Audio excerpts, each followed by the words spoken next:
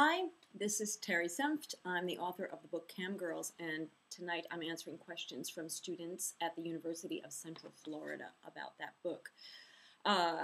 This is a good question. Dear Terry, after I read your book, I Googled Camgirls, and the first 10 or so searches resulted in porn sites. Do you think the general public sees camgirls as only porn sites? Do you think the culture of camgirls are moving into the direction of only porn? Okay, this is a great question. Let me give you some history. Maybe that will help. I have to remember that I was doing research around 2001. That's about 10 years ago. And some of these students who are reading this book are, let's say they're 21. So that makes them 11 when I was doing this research, which makes me feel really glad for Oil of Olay, but I do feel the need to put this into some sort of historical perspective for you.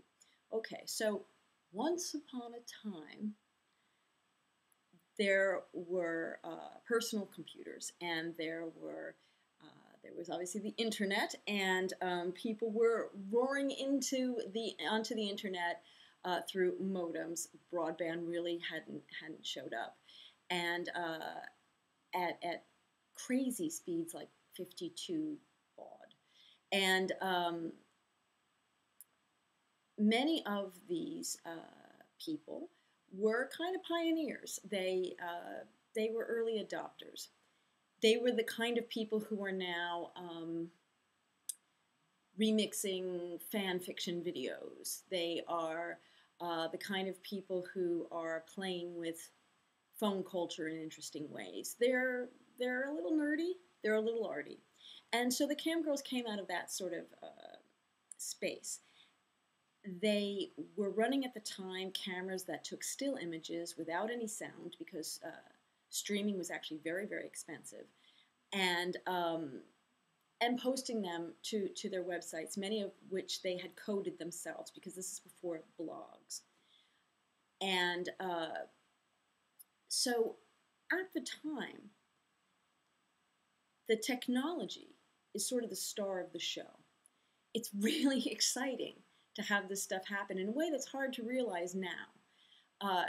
You have to recall that when television first came on, they had no content either. They used to film orchestras rehearsing and just let the thing run. It was just so mind-blowing that they were able to do this stuff. As time went on, there was an ability to sort of make your own niche. You could be, you could be an art sort of cam girl. You could be a life streamer type cam girl. You could be the kind of cam girl who's trying to get a record deal, so you do a lot of music and stuff online.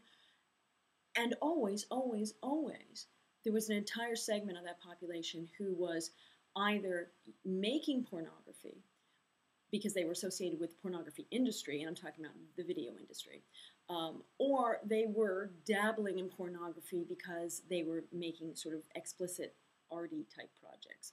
So it's a bit of a truism in technology that pornography drives large sections of communications technology, in part because people will spend money for porn, and they'll invest money in porn startups. And so often the first credit card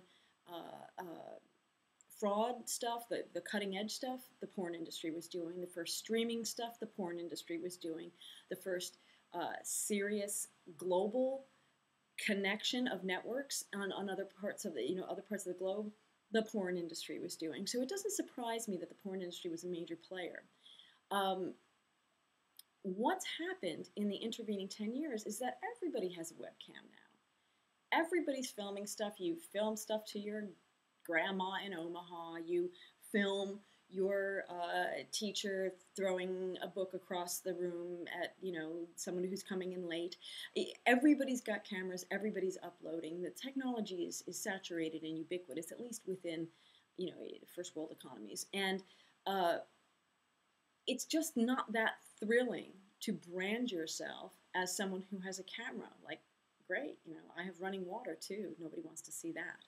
So the only place where the novelty still holds is the pornography industry, and I think that's because of two things.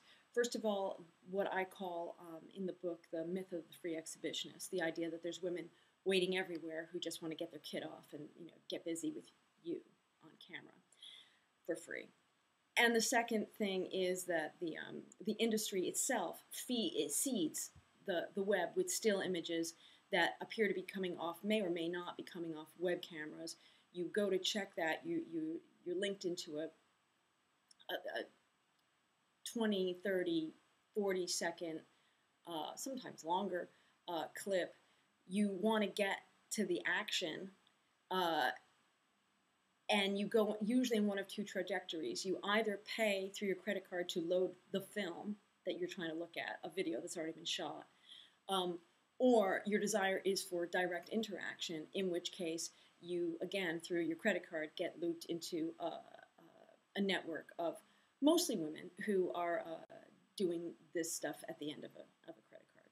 So I hope that answers your question. The answer for me is, at the beginning, when I was studying this, the technology was really the star of the show. There was a sexualization around that. So, like, even from the beginning, like a dude going about his daily business, unless he were focused on the gay community, the gay male community, didn't have a lot of traction in terms of viewership. But once that died away, once everybody started to get the technology, then really the only field that continued to sort of fuel economically interest in specialized webcams that would show up in searches would be the porn industry.